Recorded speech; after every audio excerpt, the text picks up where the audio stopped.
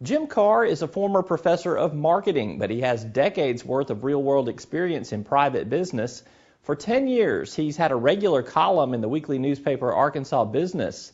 He's compiled 30 solid columns from that endeavor into a new book, 30 Doses of Marketing Success, a month's worth of tips from a marketing doctor. Some proceeds for the book benefit Arkansas Children's Hospital. I caught up with Jim Karrh earlier to talk about the book, its benefits, and its benefactors.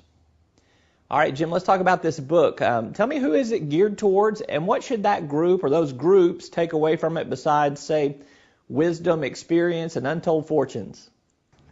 Well, I hope that there's some wisdom and experience and produce a lot of untold fortunes from it. My audience has been, over the years, business leaders, managers, everyone who has some, and this is a pretty broad suite, but marketing is pretty broad suite because it's everything that has to do with getting, serving, and keeping customers profitably. It's, to me, the fundamental business discipline. So anyone who's involved in companies, and even for not-for-profit organizations that are trying to market to their constituencies and hopefully offer both in perspective and sometimes some tactics, things that they can use better in their work. All right, readers should not be intimidated by this book. It's a comfortable read. It's very practical. It's not heavy on theory or hard to imagine concepts. I have selected a few chapters for us to discuss, beginning with the chapter that's titled, Is Marketing Art or Science? Which is it? It's both. And I was impressed, and the basis of that particular article was a study that had been done a few years ago. And some pointy heads had put out it was a forecasting task. Essentially, they'd taken some real-world returns from a retail promotion, and they were trying to figure out, what if we took a group of really experienced marketing executives, managers who'd been doing this for a while, and put their forecasting skills to the test against basically a computer model and analytics that had been put together.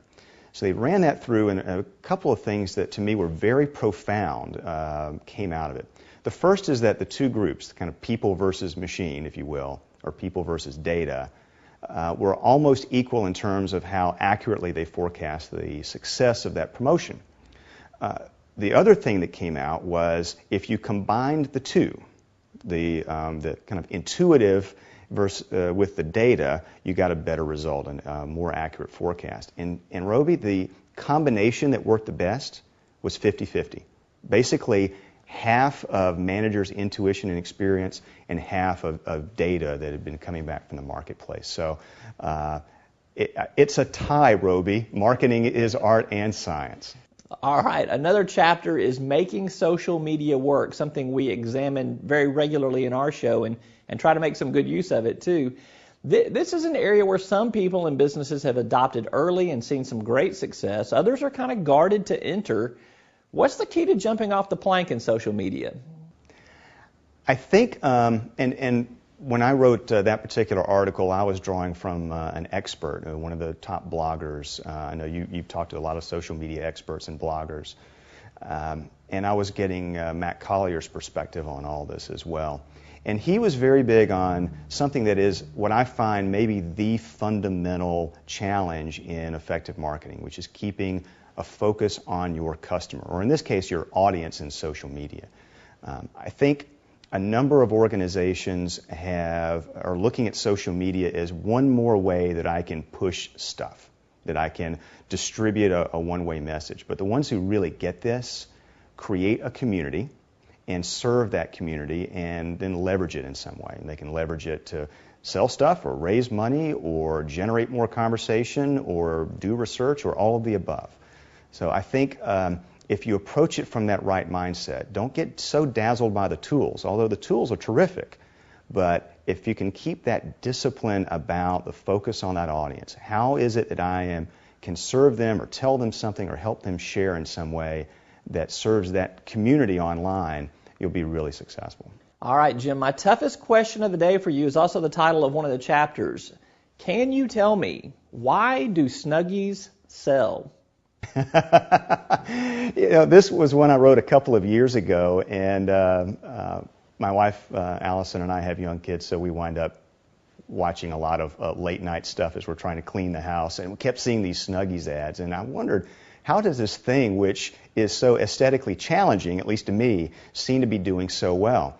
And Snuggies, typically what happens is if you produce stuff like this, you have a new product, they go on TV, they try to generate enough interest to get a big retailer to pick it up and carry it, and then they can start making money. Well, the Snuggies people were already making money without ever getting into retail, and they were backlogged a couple of months on orders when I had a chance to speak to them. I think what made Snuggies sell a couple of years ago and now are very practical, kind of perfect for the times.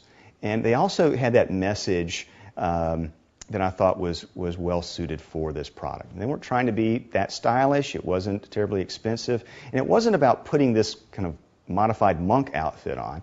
It was saving money on energy costs, about being more comfortable in your home, which has a very practical and immediate benefit for people. So they kept some of those very simple parts about the product and the message and the customer focus in mind.